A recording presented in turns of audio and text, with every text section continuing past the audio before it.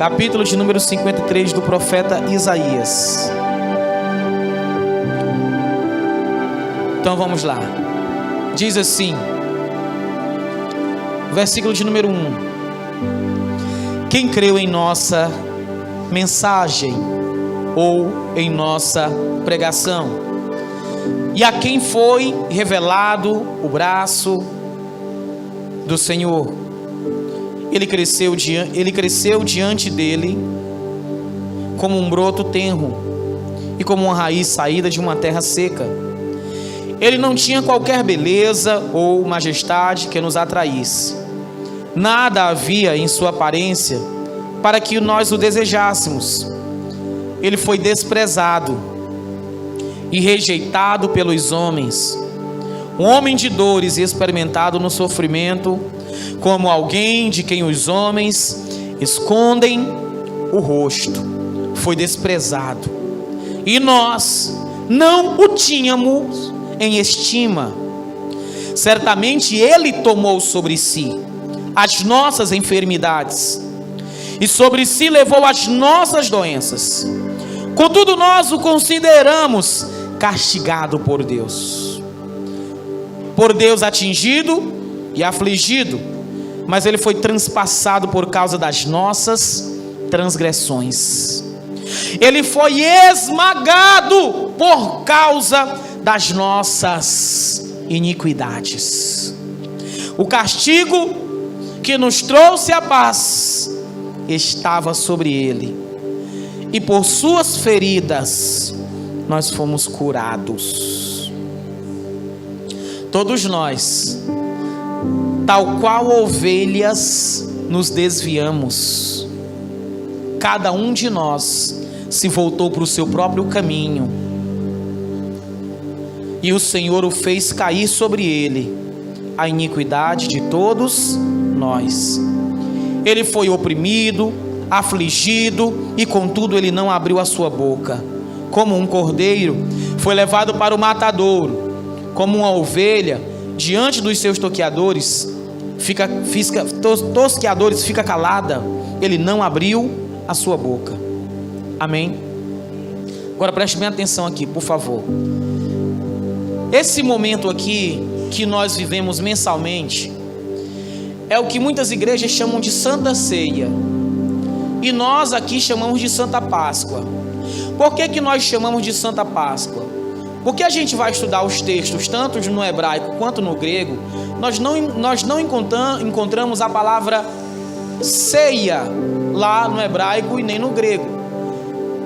Nós encontramos a palavra Páscoa. Jesus, antes de ser traído, na noite em que ele foi traído, ele vai celebrar, ele vai instituir o que muitas igrejas chamam de ceia e o que a Bíblia chama de Páscoa. A noite da instituição da Santa Páscoa, Jesus está marcando, selando um divisor de águas, porque até aquele momento os judeus comemoravam a Páscoa da seguinte maneira: segundo está escrito lá em Êxodo, no capítulo de número 14, a Páscoa ela era comemorada com cordeiro assado. Era um cordeiro. As pessoas não comiam um coelho de chocolate, ela era comemorada com cordeiro.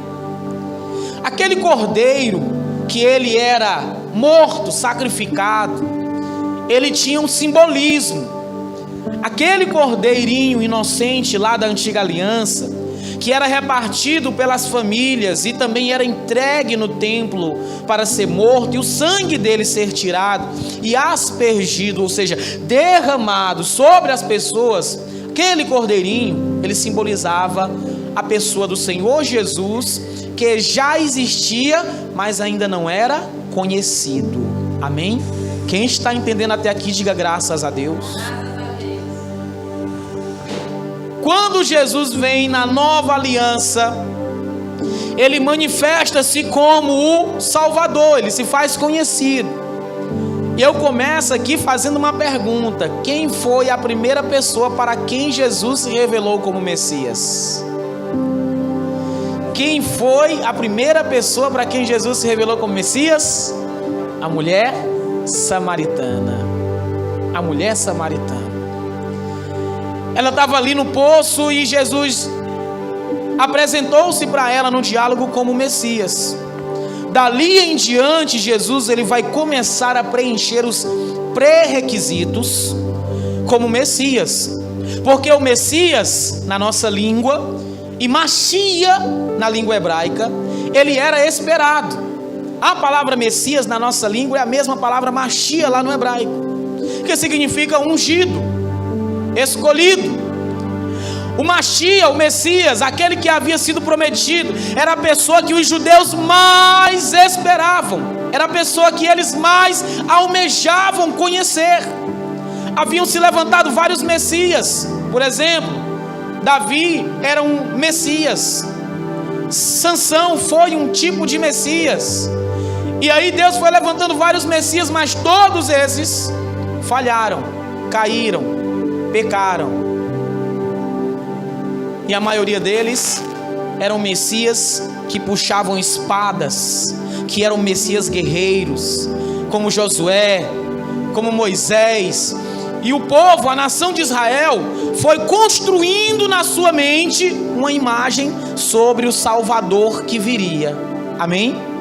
Eles foram construindo. Se Deus levantou Moisés como libertador, levantou Davi como libertador, e eles eram todos homens guerreiros, então nosso Messias também, o Messias que há de redimir Israel e promover a paz mundial, o Messias também será um homem guerreiro, porque ele vai subjugar todas as nações que têm nos oprimido. Foi essa a imagem que os israelitas, os hebreus, criaram nas suas mentes sobre a pessoa do verdadeiro Messias. O texto que nós acabamos de ler, que é Isaías 53, hoje, ele não é lido nas sinagogas judaicas ortodoxas. O texto que nós acabamos de ler, Isaías 53, ele não é lido nas sinagogas judaicas ortodoxas. Por quê?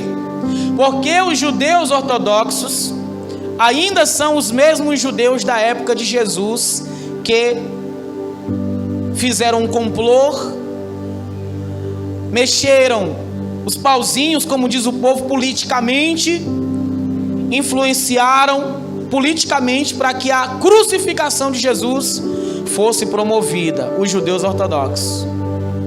Milhares de anos passaram, os judeus ortodoxos ainda hoje existem.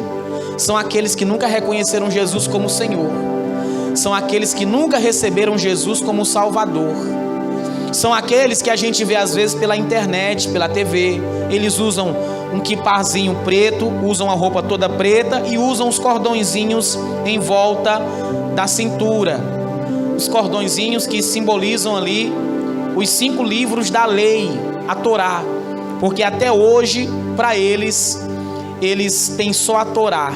A nossa Bíblia, por exemplo, a Bíblia cristã, para eles é uma abominação.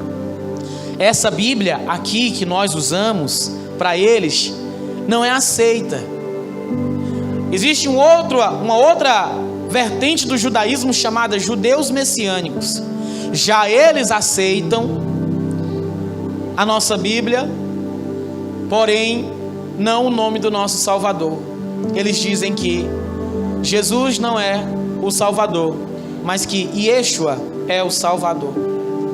Isso é uma besteira muito grande, porque é tudo uma questão de transliteração, tudo questão de linguística. Nas línguas do Oriente, principalmente no hebraico, o J, quando ele é transliterado, o Iud, na verdade, o Iud, e eu estou falando não é do Iud do SBT não, tá bom?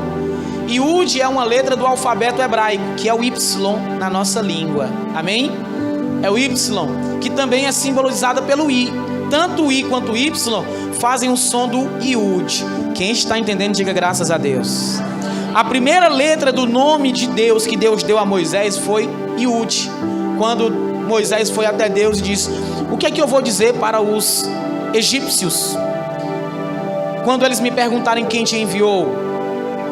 Aí Deus disse: Moisés, diga a eles: Yud He Vav He, eu sou o que sou. Simboliza eu sou o que sou. Quem está entendendo até aqui, diga graças a Deus. O tempo passou, nós chegamos até o profeta Isaías. Isaías vai profetizar um Messias que ele é evitado, ele é ignorado pelos judeus. Esse texto aqui, ele não é lido, ele não é abordado, ele não é explanado, ele não é ensinado dentro das sinagogas judaicas ortodoxas. Por quê? Porque esse texto fala sobre um Messias sofredor. Esse texto, ele fala sobre um Messias penoso.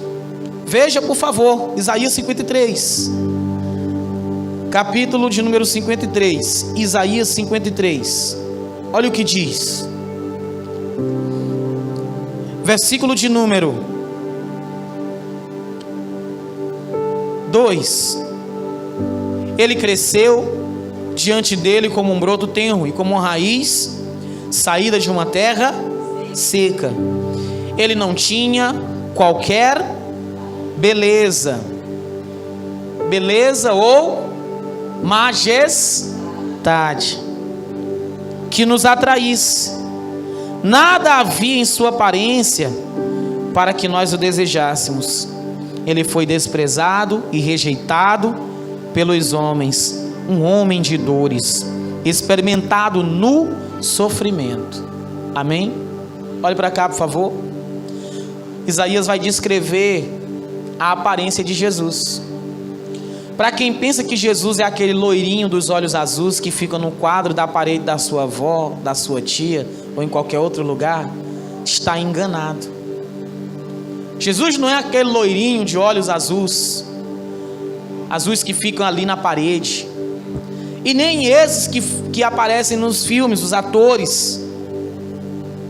O profeta Isaías vai dizer que ele era um homem que não tinha beleza alguma. Irmão, porque o ser humano ele é tão interesseiro que ele se aproxima dos outros até pela beleza. Mesmo a pessoa não tendo dinheiro, não tem dinheiro, mas pelo menos é bonito, eu vou tirar uma foto com essa pessoa aqui. Aí vai lá, tira uma foto só porque a outra pessoa é bonita. O ser humano é tão interesseiro que até pela aparência o ser humano se aproxima. E o profeta vai dizer: nós não víamos nele nenhuma beleza, nenhuma formosura, nada que aparentemente pudesse nos atrair para perto dele, nada.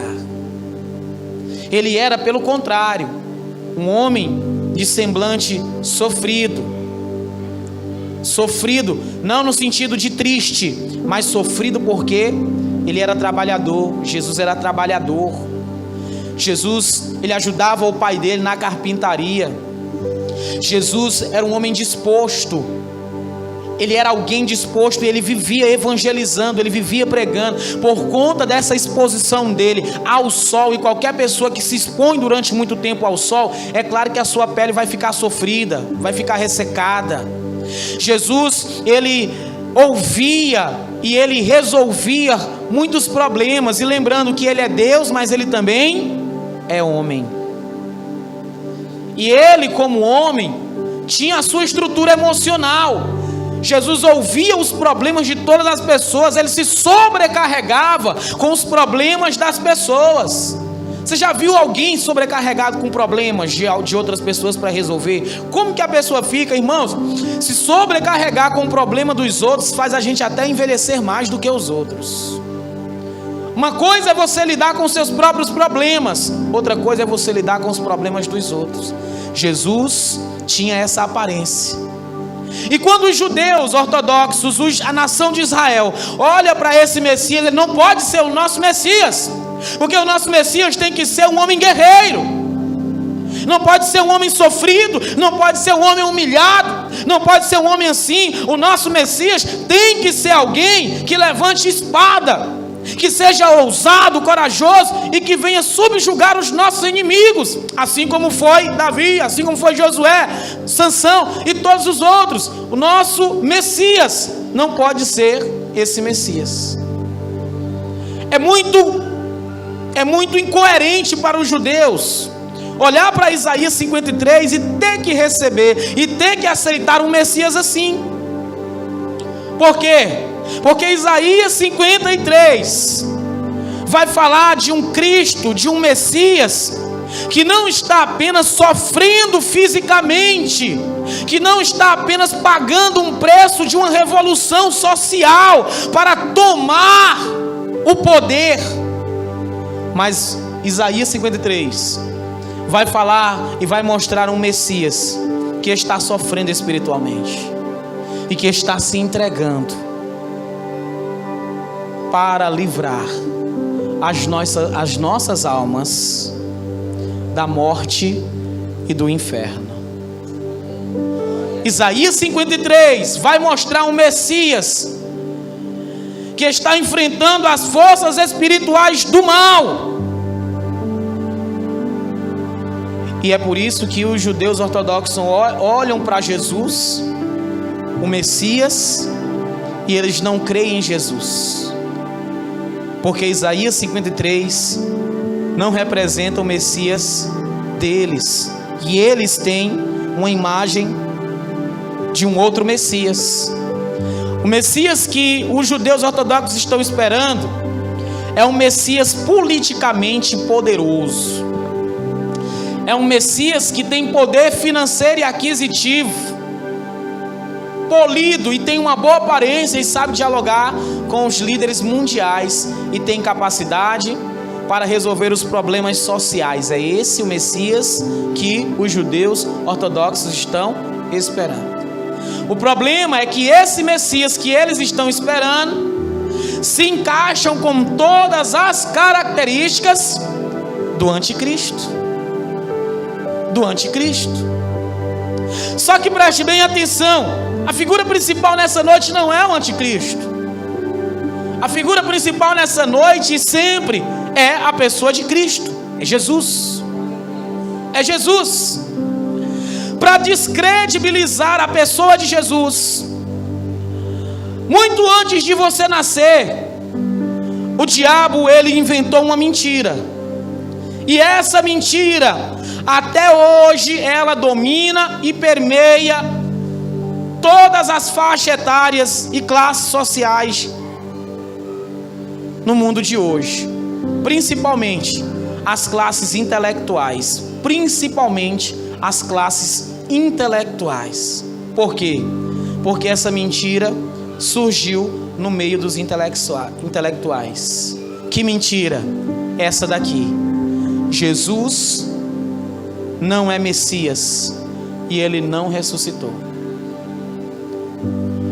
Essa mentira foi construída exatamente no período em que Jesus morreu.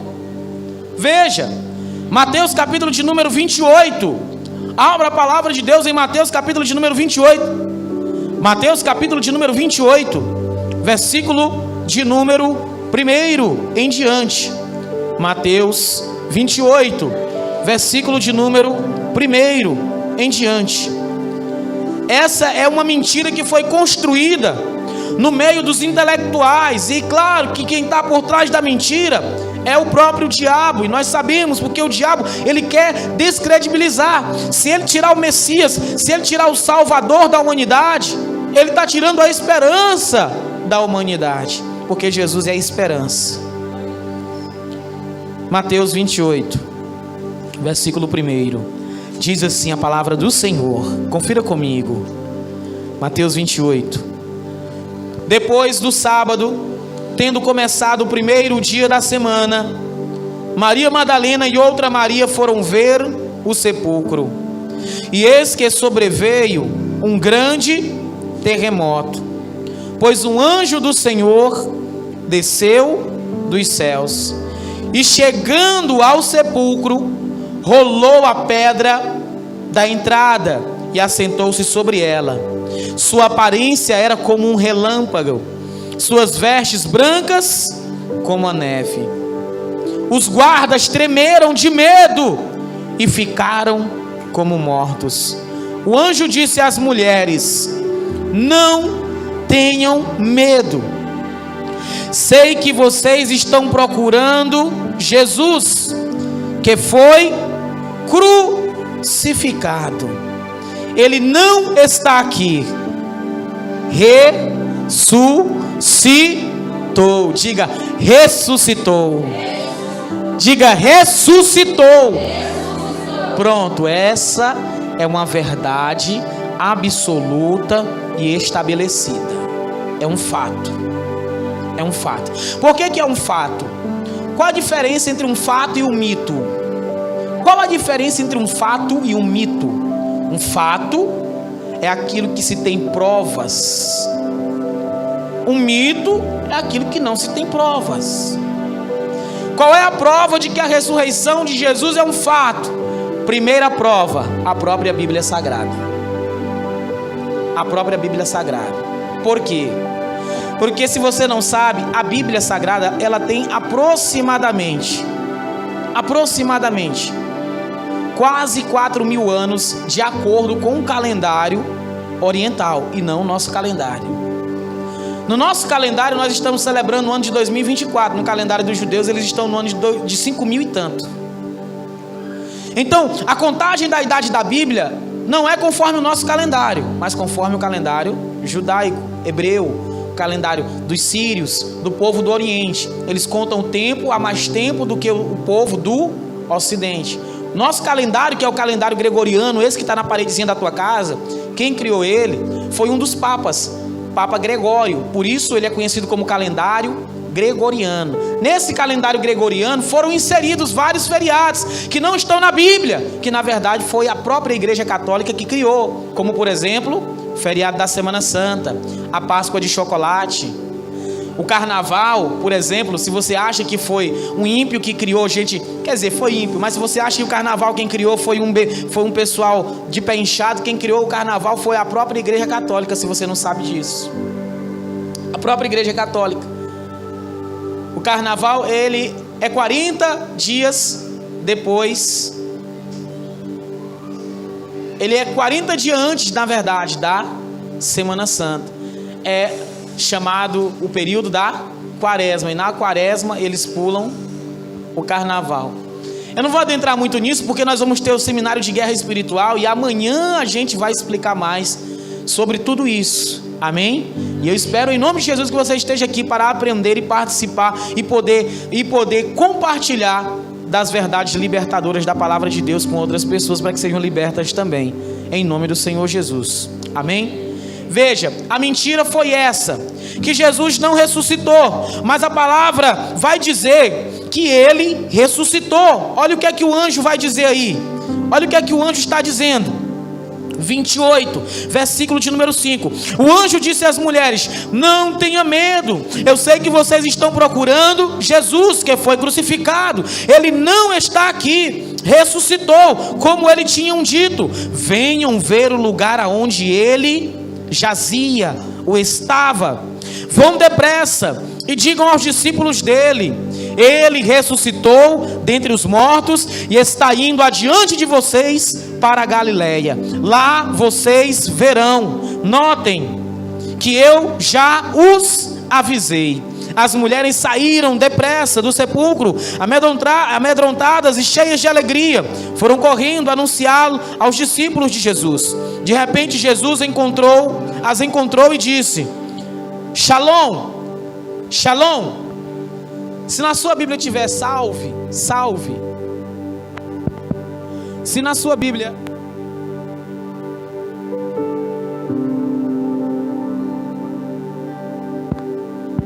Oi, glória a Deus. Oi, glória a Deus. Se na sua Bíblia tiver salve, perdoe o tradutor, porque nenhum judeu sauda-se, nenhum judeu, nenhum hebreu sauda-se com salve. Todo judeu sauda-se com shalom. Por exemplo, se nós fôssemos judeus e eu acabasse de chegar, para mim chegar nesse lugar e ser bem aceito, eu deveria dizer Shalom Aleichem, que significa paz seja convosco, seja com todos. Shalom Aleichem Adonai, a paz do Senhor seja convosco. Shalom Aleichem Adonai Yeshua, a paz do Senhor Jesus esteja convosco, seja convosco. Então Jesus aparece e diz: Shalom. ele diz: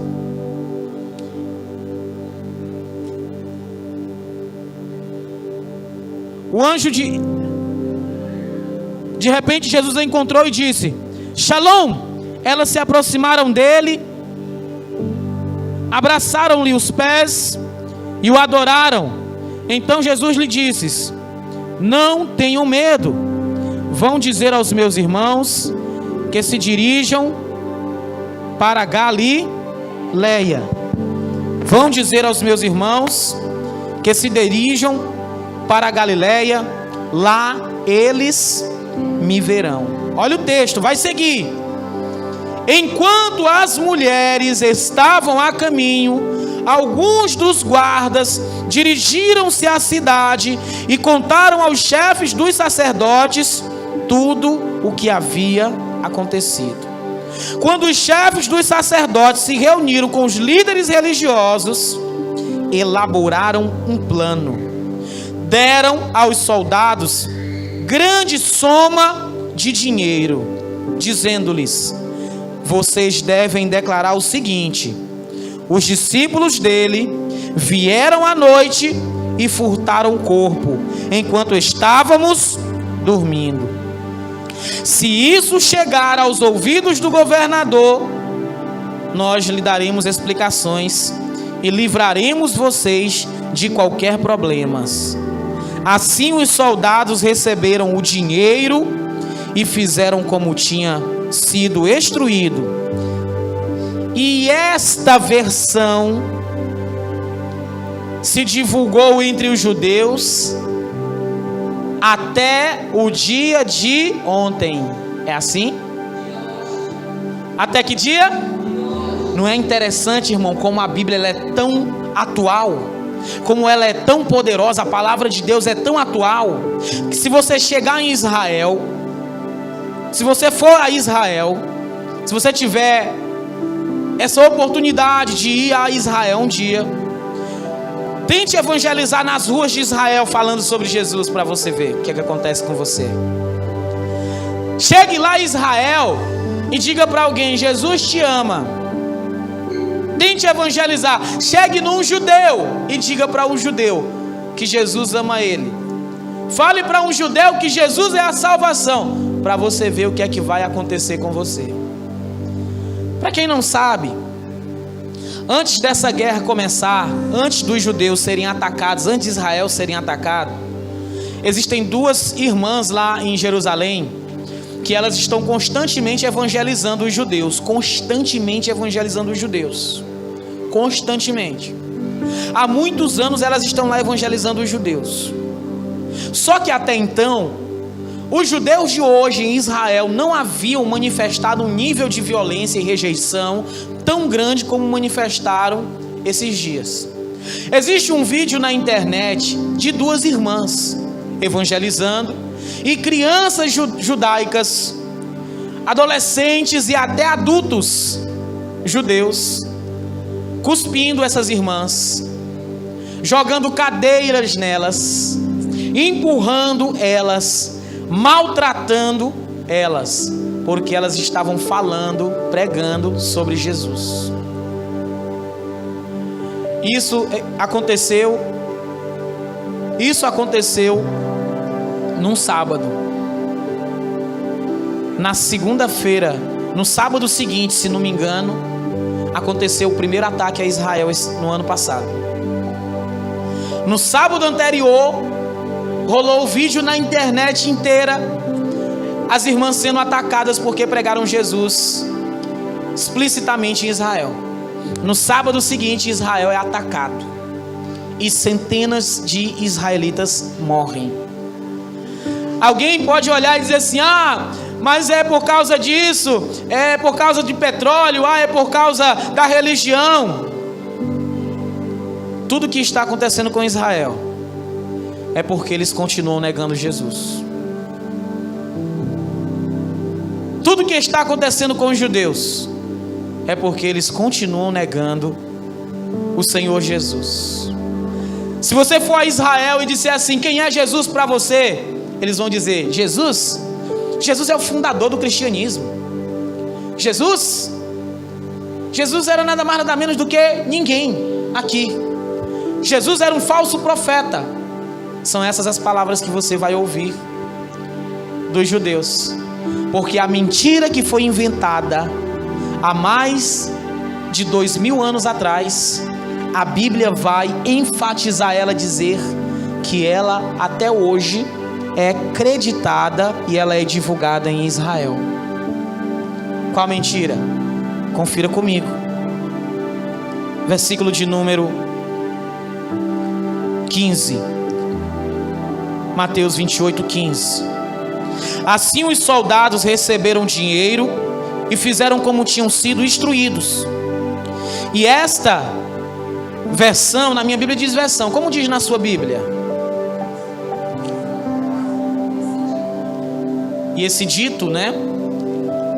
Quem mais diz dito ou versão? Versão. E essa versão, ou essa mentira, ela é divulgada entre os judeus até hoje. Só que é uma mentira, porque a palavra de Deus vai dizer que Jesus, ele ressuscitou. Ele ressuscitou. Olha, até então, vários profetas tinham se levantado em Israel, mas nenhum profeta tinha operado libertação. E eu já falei sobre isso aqui na nossa igreja. A diferença entre Jesus e Eliseu e Elias é que nenhum deles operou libertação. Por isso que a doutrina da libertação, ela era rejeitada, porque os profetas da antiga aliança não praticavam libertação pelo poder da palavra. É por isso que até hoje o diabo, ele se levanta contra ministérios, contra a igreja, que querem trabalhar com libertação, porque o inimigo, ele deseja que a pessoa fique numa religião, fique numa igreja, menos que ela seja liberta. Libertação não. Até hoje o inimigo trabalha para que a pessoa não seja liberta.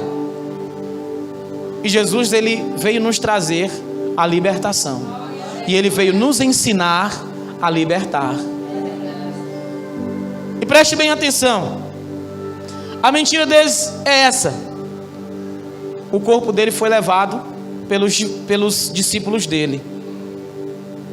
O corpo dele foi furtado pelos discípulos. O problema é que muitas pessoas acreditaram nessa mentira, e essa mentira se espalhou de maneira tão terrível que ela se espalhou pelo mundo inteiro, inclusive chegou até nós, e ela é defendida e divulgada até hoje, inclusive com muitos argumentos.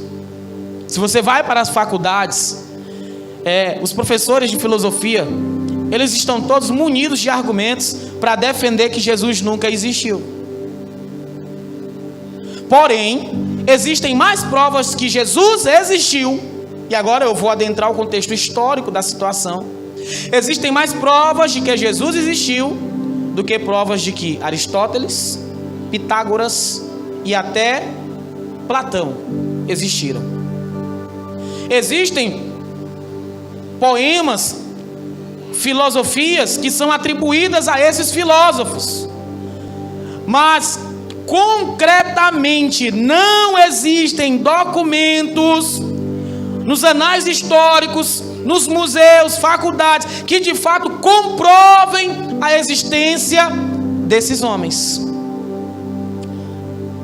Porém, apesar de terem inventado uma mentira de que Jesus não ressuscitou, e o pior, de que ele nunca chegou nem a existir, existem documentos históricos extra-bíblico de que Jesus existiu.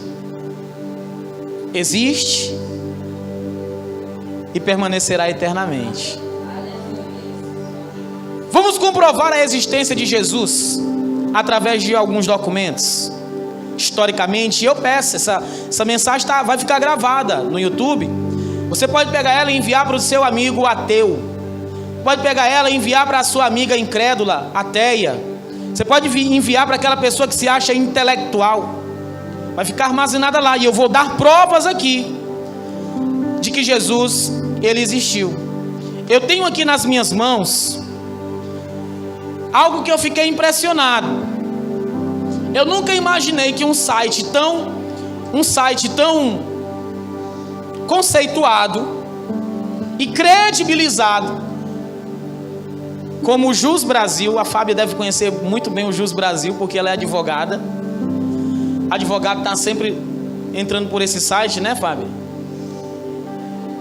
Eu nunca imaginei que no Jus Brasil, que é um site que existem vários processos judiciais do Brasil armazenado, estaria um documento histórico que nós conhecemos como a Sentença de Cristo. Esse é um documento histórico. E eu gostaria de ler esse documento histórico para você, que vai comprovar que Jesus existiu. Um documento extra bíblico, apenas um dos. O texto diz: cópia autêntica da sentença de Pilatos no processo de Jesus Cristo, existente no Museu da Espanha. Diz assim: no ano 19 de Tibério César, imperador romano, e esse Tibério César está na Bíblia, imperador romano de todo mundo, monarca invencível, na Olimpíada 121 e na Ilíada 24 da criação do mundo, segundo o número e computo dos hebreus, 4 vezes 1187 do progênio do Império Romano, no ano 73 e na libertação do cativeiro de Babilônia, no ano 1207, sendo governador da Judéia, Quinto Sérgio, sob o regime e governo da cidade de Jerusalém, presidente gratíssimo, Pôncio Pilatos, regente na Baixa Galileia, Herodes Antipas, ou seja, esses era o presidente e o governador. Era o presidente e o governador da época. Quando Jesus foi acusado, eles ficaram jogando Jesus de um lado para o outro, como se fosse uma bola de ping-pong. Herodes disse: não, eu vou mandar para o Pilatos, ele resolve. Chega no Pilatos, o Pilatos disse: não, eu vou mandar para o Herodes, ele resolve. Ficaram um jogando para o outro, até que Pilatos, como governador, ele deu essa sentença. E vai dizer assim: pontífice do sumo sacerdote Caifás, Magnus do templo, Alis Almael, Robas Acazel, Francino, seu Tauro, cônsules romanos da cidade de Jerusalém, Quinto Cornélio, Sublime Sinsto Rusto, no mês de março e dia 15 do ano presente, eu, Pôncio Pilatos, aqui presidente do Império Romano, dentro do palácio e arquirresidência, julgo, condeno e sentencio à morte Jesus, chamado pela plebe Cristo Nazareno e Galileu de nação, homem sedicioso contra a lei mosaica, contrário ao grande imperador Tibério César. Determino e ordeno por esta ordem que se lhe dê morte na cruz, sendo pregado com cravos como todos os réus, porque congregando e ajustando homens ricos e pobres, não tem cessado de promover tumultos por toda a Judéia, dizendo-se filho de Deus e rei de Israel, ameaçando com a ruína de Jerusalém e do sacro templo, negando tributo a César, tendo ainda atrevimento de entrar com ramos e em triunfo com grande parte da plebe dentro da cidade de Jerusalém. Que seja ligado e açoitado, e que seja vestido de púrpura e coroado de alguns espinhos, com a própria cruz aos ombros, para que sirva de exemplo a todos os malfeitores. E que juntamente com ele sejam conduzidos 2 ladrões, homicidas, saindo logo pela porta sagrada, hoje, Antoniana. Jesus foi julgado num lugar chamado Fortaleza de Antônia, conhecido, batizado pelos próprios romanos com esse nome.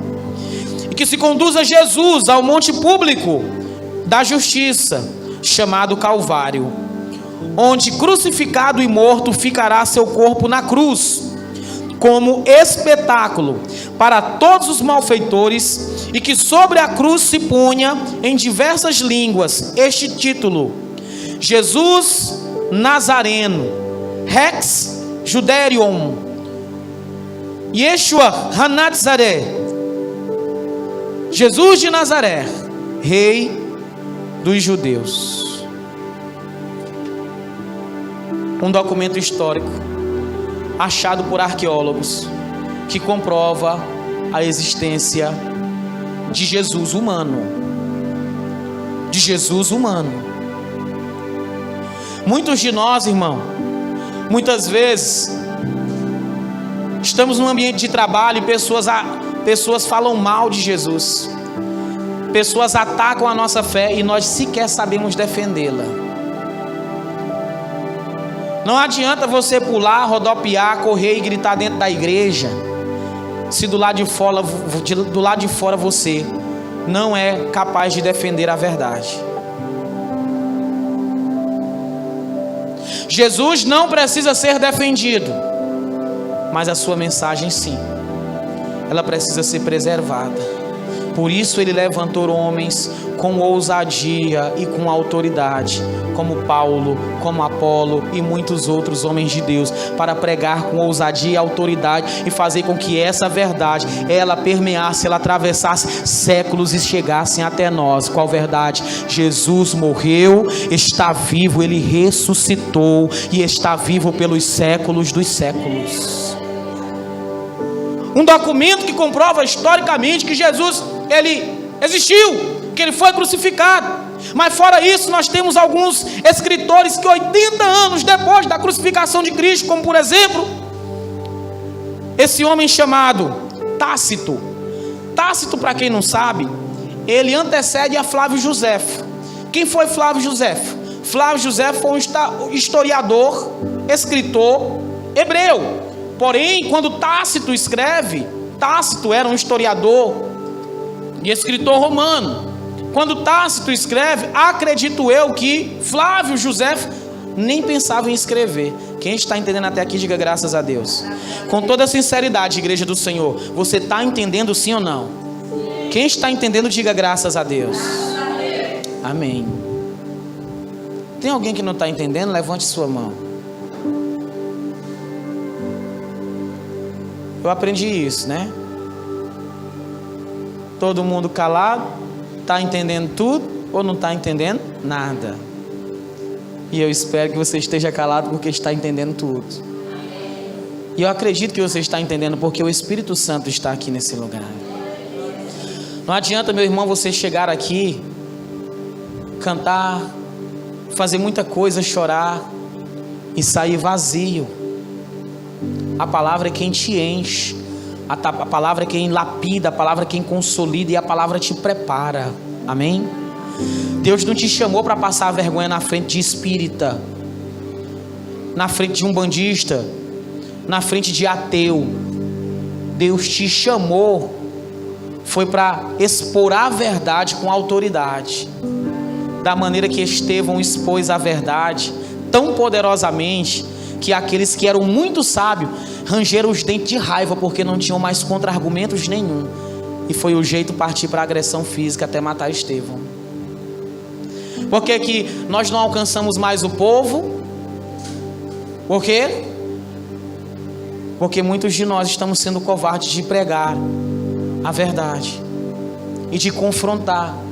A verdade pode ser dita de maneira que ela não vai ofender, se ela for comprovada e se você tiver segurança para comprovar ela. A mentira bem elaborada e a mentira dita com muita segurança pode convencer mais do que você que tem a verdade e não sabe expô-la com confiança.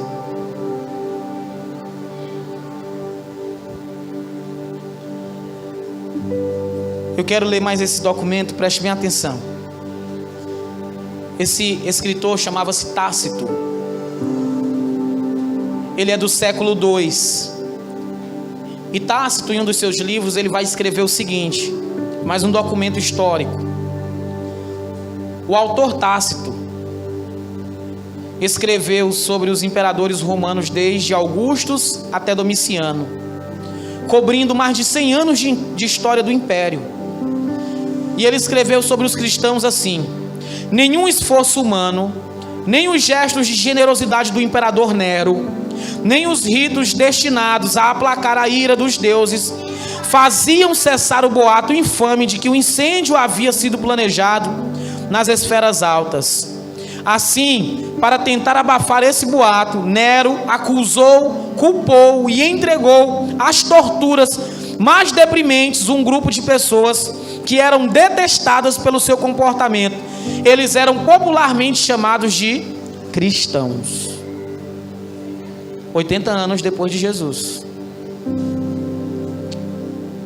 Este nome provém de Cristo, que no tempo de Tibério foi condenado à morte, confirmando a sentença de Pilatos.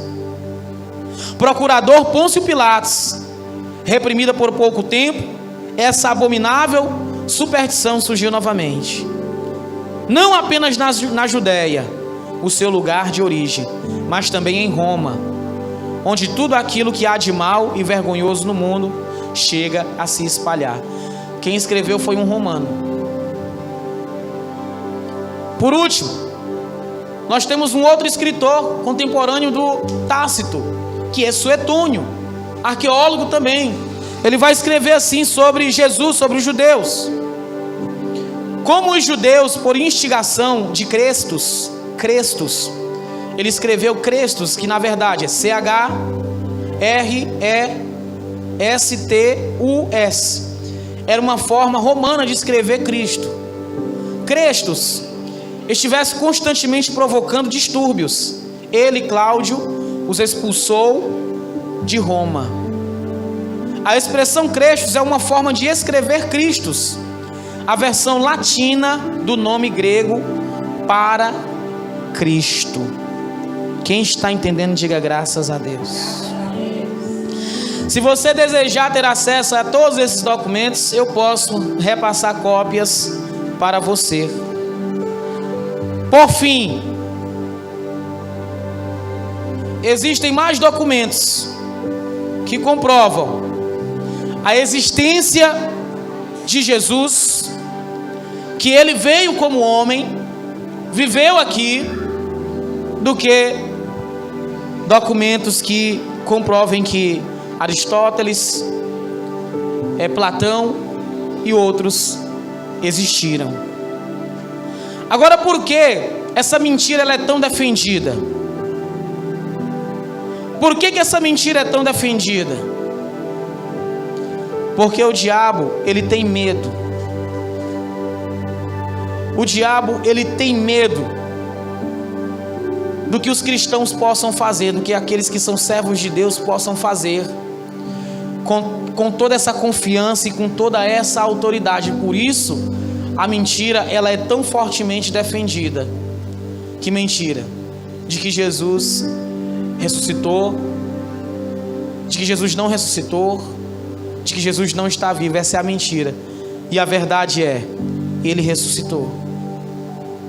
Jesus ressuscitou. Você acredita que nós temos pessoas dentro das igrejas que são cristãos, que elas vivem como se Jesus não tivesse vivo, irmãos? Como assim, pastor? Quando eu me entrego ao pecado, quando eu me deixo influenciar e sigo as vontades da minha carne, me entrego aos desejos carnais, da concupiscência da carne, eu simplesmente estou vivendo um cristianismo como se Jesus estivesse morto. Quando a gente compreende que Jesus está vivo,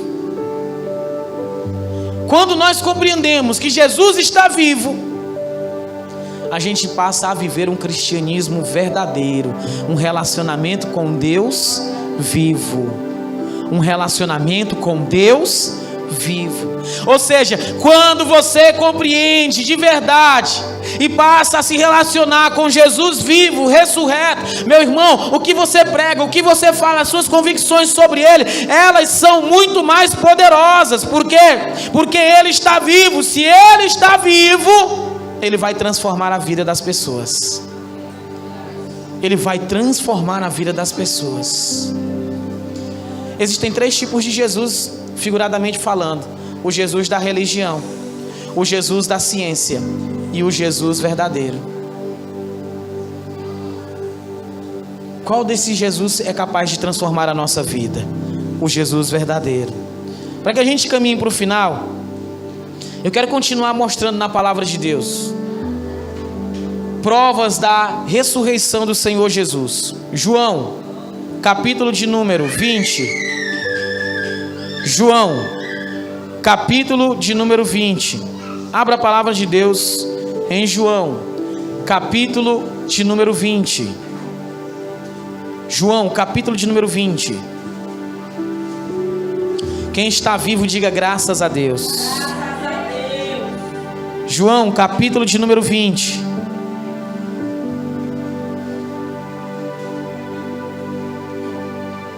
João capítulo 20 diz assim, versículo 19: chegada pois a tarde daquele dia, o primeiro dia da semana, e cerradas as portas onde os discípulos, com medo dos judeus, se tinham ajuntado, chegou quem? Jesus, e pôs-se no meio dele. Ele disse: Shalom Aleichem, paz seja convosco. E dizendo isto, mostrou-lhe as suas mãos e o lado, de sorte que os discípulos se alegraram. Os discípulos se alegraram. Vendo o Senhor, disse-lhes, pois Jesus, outra vez: paz seja convosco. Assim como o Pai me enviou, eu também vos envio. E o que ele fez em seguida? Soprou sobre eles o Espírito Santo. Amém? Olhe para cá, por favor. Lembra? Muita gente acredita que o Espírito Santo desceu em Atos dos Apóstolos, capítulo de número 2. Meu Deus, em Atos dos Apóstolos, o Espírito Santo desceu. Ali o Espírito Santo desceu. O batismo do Espírito Santo foi ali em Atos, capítulo de número 2. Primeiro, se o Espírito Santo veio descer só em Atos, quem é o Espírito que usou Sansão? Quem é o Espírito que usou Davi? Quem é o Espírito que usou Josué? Quem é o Espírito que usou Moisés? O Espírito Santo não desceu em Atos dos Apóstolos, ele sempre esteve aqui. O que acontece em Atos dos Apóstolos é só o que Jesus havia prometido: ficar em Jerusalém até que do alto sejais revestidos de poder. Mas o Espírito Santo eles receberam aqui. Aonde, pastor? Em João, capítulo de número 20, versículo 19. O que foi que Jesus disse? Jesus disse: paz seja convosco. E ele soprou sobre eles. E o Espírito Santo veio. E eles receberam o Espírito Santo. Aqui é para você que faz parte de alguma igreja, de algum lugar, e dizem assim: você não tem o Espírito Santo porque você não fala em línguas estranhas. Você não tem o Espírito Santo porque você não rodopia, você não é batizado no Espírito Santo.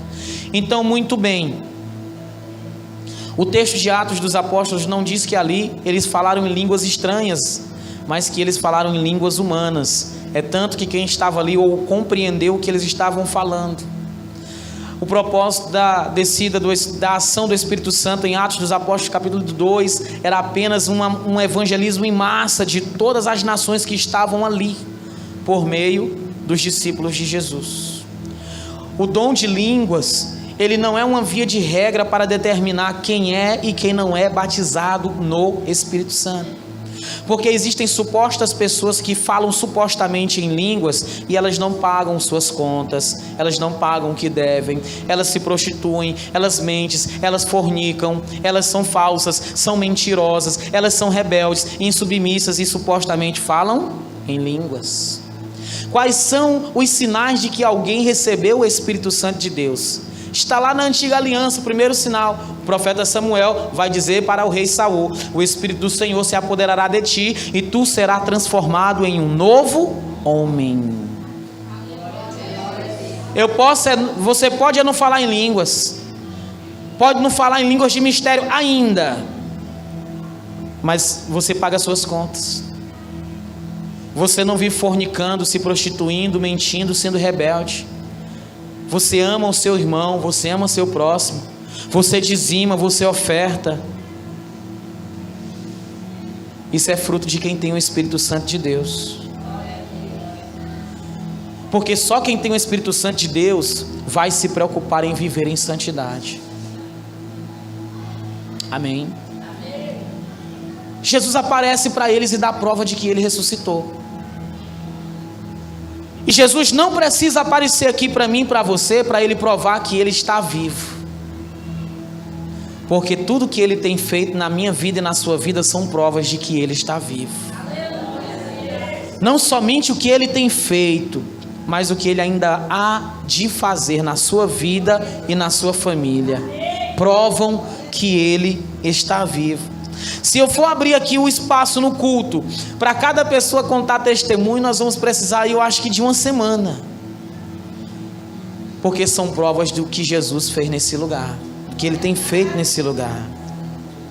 Atos dos Apóstolos, capítulo de número 1, versículo de número 1 em diante, diz assim: fiz o primeiro tratado, ó Teófilo, acerca de tudo que Jesus começou, não só a fazer, mas também a ensinar, até o dia em que ele foi recebido, depois de ter dado mandamentos pelo Espírito Santo, aos apóstolos que ele escolheu, aos quais também, depois de ter padecido, se apresentou vivo. Jesus se apresentou vivo, com muitas provas infalíveis, sendo vistas por eles por um espaço de quantos dias?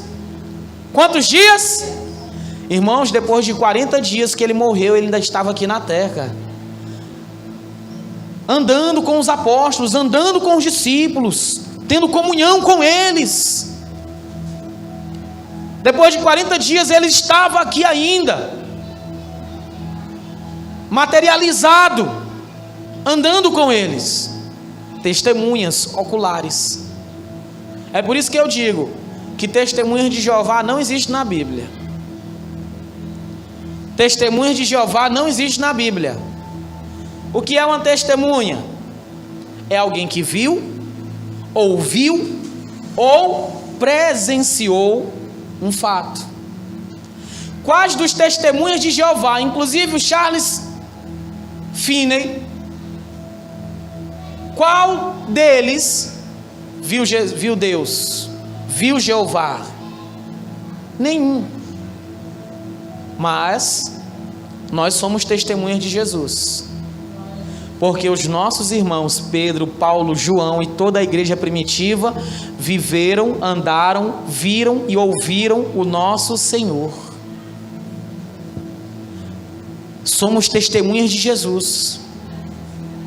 Você é testemunha de Jesus porque Jesus está vivo e você sente Ele todos os dias na sua vida. Você sente Ele falar com você nos momentos mais cruciais da sua vida. Você sente Ele. Por que Jesus? Eu te dei provas históricas, e aqui a gente está encerrando algumas provas históricas e bíblicas. Veja o que diz a palavra de Deus em 1 Coríntios 15, 3.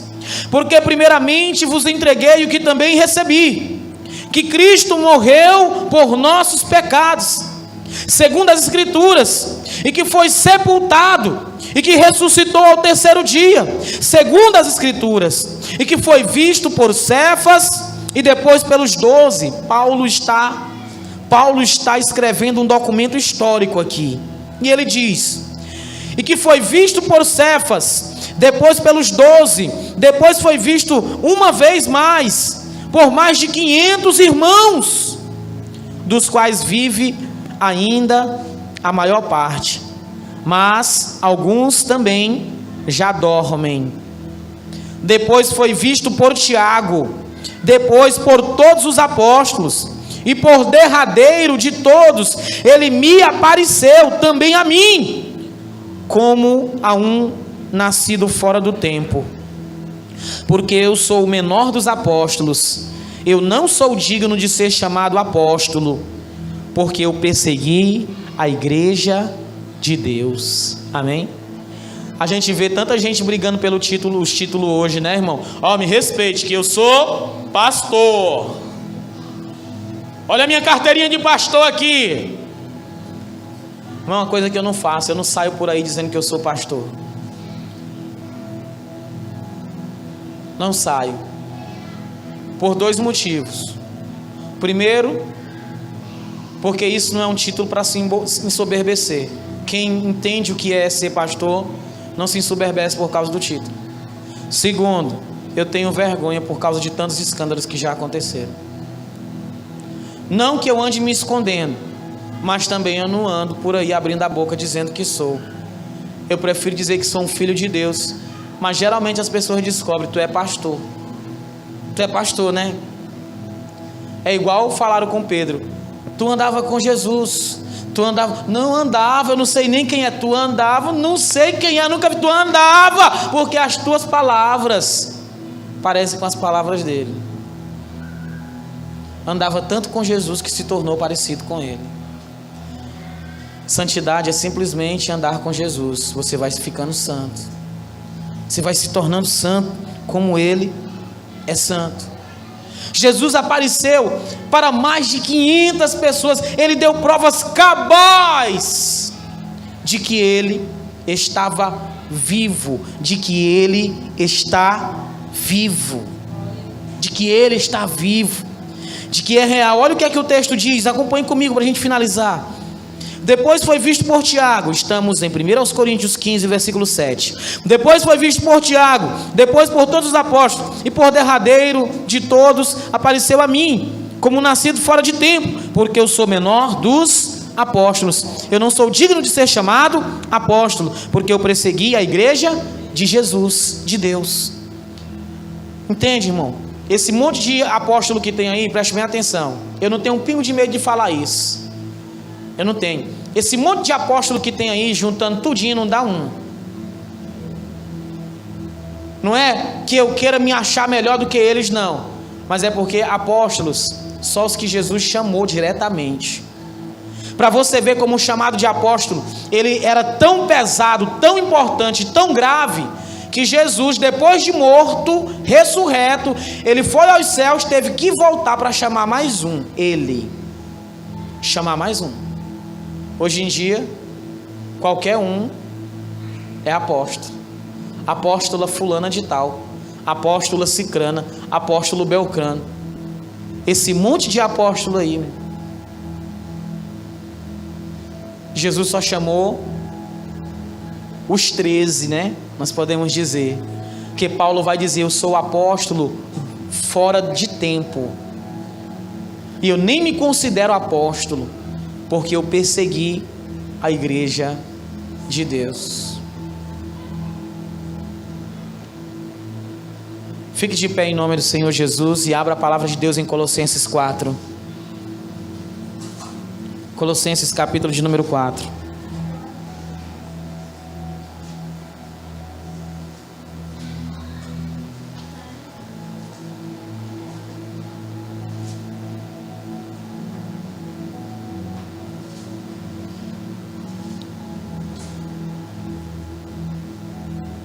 Perdão, Colossenses 2,14. Pertinho aí do 4, né? 2,14. Colossenses 2,14 vai dizer o seguinte: havendo riscado a cédula que era contra nós, nas suas ordenanças, a qual de alguma maneira nos era contrária, ele tirou do meio de nós, cravando-a na cruz, despojando os principados e potestades, os expôs publicamente e deles triunfou em si mesmo. Amém? Olhe para cá.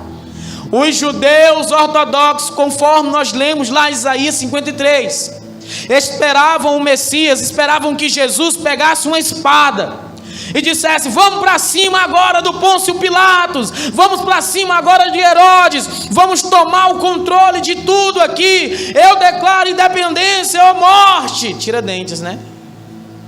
A história do Tiradentes. Ei, Israel! Sangue, morte, espada, por um período. E novamente surgiria outra nação que ia subjugar Israel. Jesus não veio apenas libertar o homem do seu fardo e do seu jugo social. Quem está entendendo? Diga graças a Deus. Jesus não veio apenas para que você pudesse ganhar dinheiro, melhorar financeiramente. Jesus não veio apenas para que você pudesse ter uma alegria sentimental. Jesus não veio apenas para tirar você das dívidas. Jesus não veio apenas para libertar você das opressões sociais. Jesus veio para nos libertar da opressão e do jugo do pecado, do inferno, do diabo. Ele veio para nos libertar e nos curar. Como diz o profeta, ele foi moído por causa das nossas iniquidades. O que acaba, o que destrói com o ser humano, não é a falta de um emprego, não é a falta de um casamento, de um relacionamento. O que acaba, o que destrói o ser humano, é a falta do relacionamento dele com Deus, de ele estar certo e estar bem diante de Deus. É o que destrói o ser humano. O pior não é passar a eternidade no inferno, porque se Deus for para o inferno vira um lugar bom. O pior é o ser humano estar no céu e não ter Deus. Como assim, pastor? Tem pessoas que têm tudo financeiramente, tem um bom casamento, tem uma boa casa, tem um bom carro, ela tem uma boa posição, mas ela não tem Jesus, ela não crê em Jesus, ele não crê em Jesus. Jesus isso é coisa para quem é intelectualmente inferior. Eu sou de uma raça evoluída, eu sou ariano.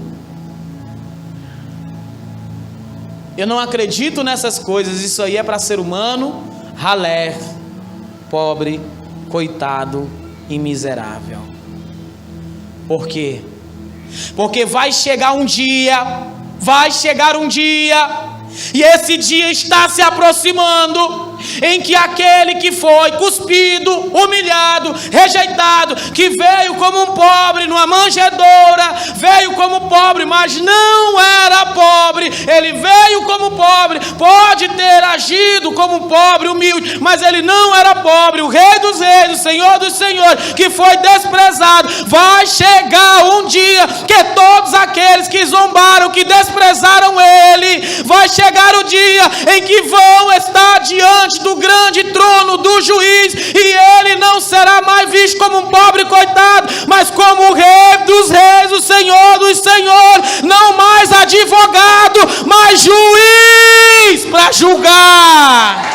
Aplauda a palavra dele, pode aplaudir a palavra dele. Juiz para julgar.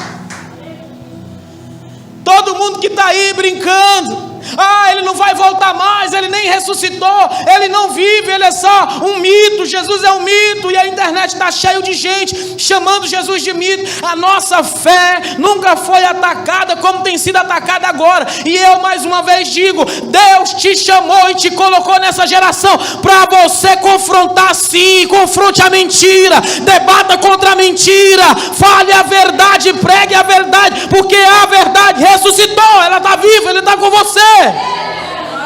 Jesus está vivo. Aleluia. Olha o que a palavra de Deus vai dizer. Veja,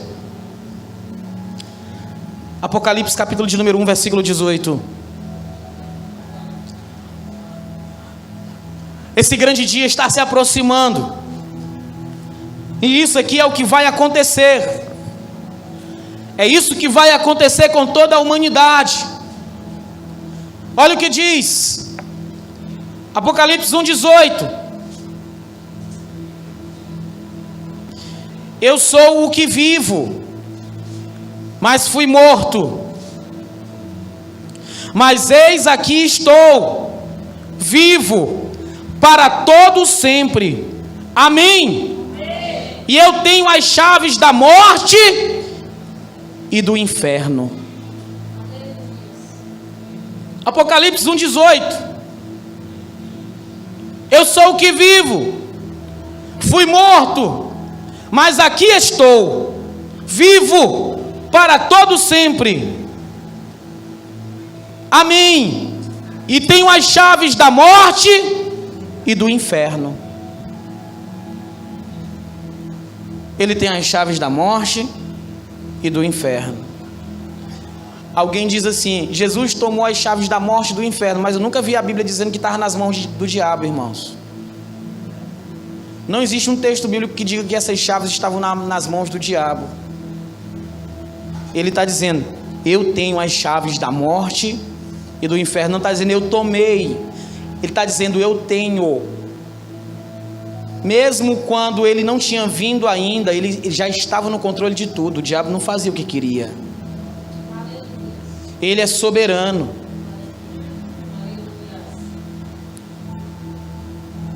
Eu vou ler para você, para a gente passar para a Santa Páscoa. 2 Timóteo 4, versículo 1 diz assim.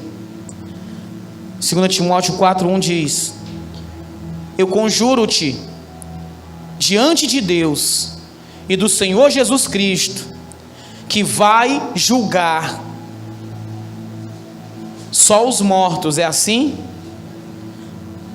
Aonde é, pastor? 2 Timóteo 4, versículo 1 diz: conjuro-te, pois, diante de Deus e do Senhor Jesus Cristo, que há de julgar os vivos e os mortos na sua vinda e no seu reino.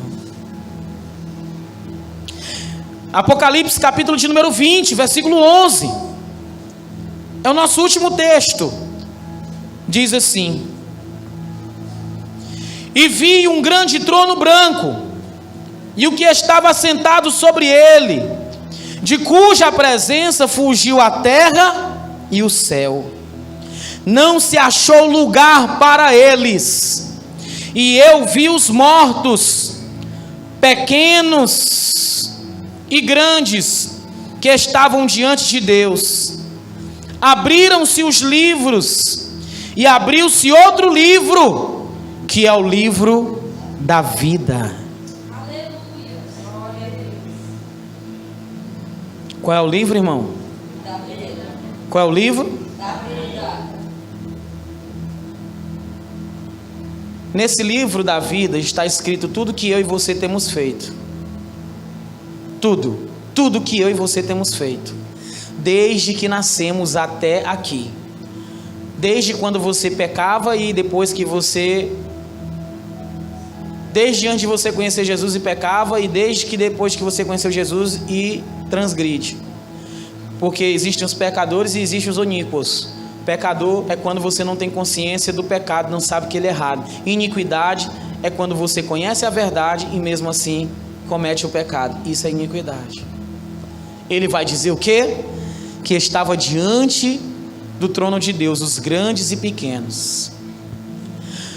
Quando você estiver num velório de alguém, se alguém disser assim: venha cá, você é crente, você é irmã, você é irmão, dê umas palavras aqui de conforto e consolo para a família. Às vezes tem gente que não sabe o que dizer, né?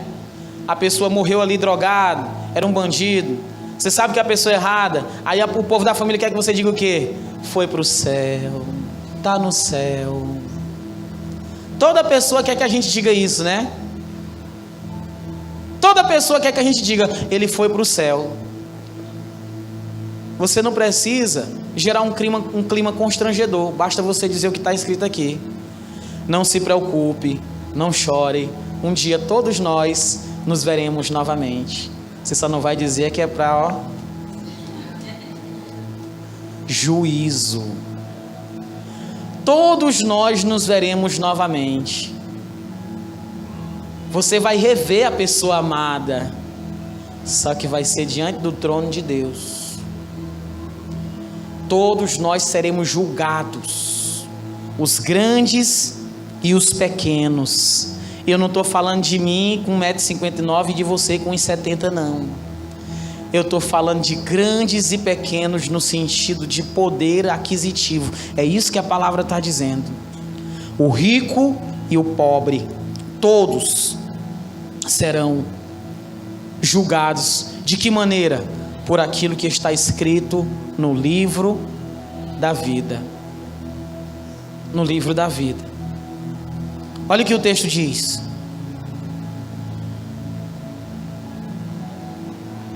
Outro livro abriu-se, que é o livro da vida.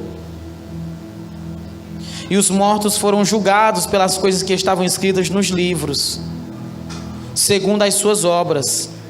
E deu o mar os mortos que nele havia, e a morte e o inferno deram os mortos que neles haviam.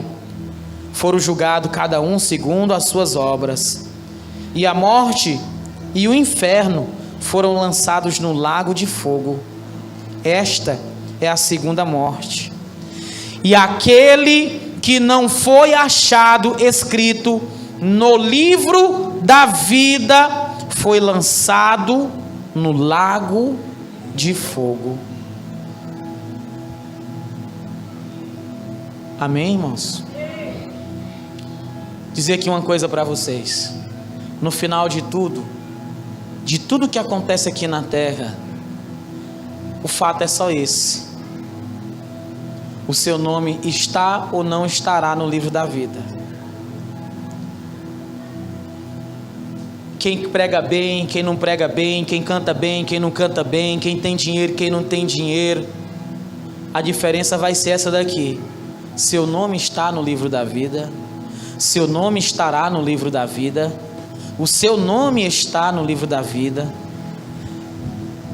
Tem gente que está preocupado com o nome no SPC e no Serasa. Isso é o de menos. Você tem que se preocupar se o seu nome está no livro da vida, porque todos nós vamos prestar conta do que nós estamos fazendo.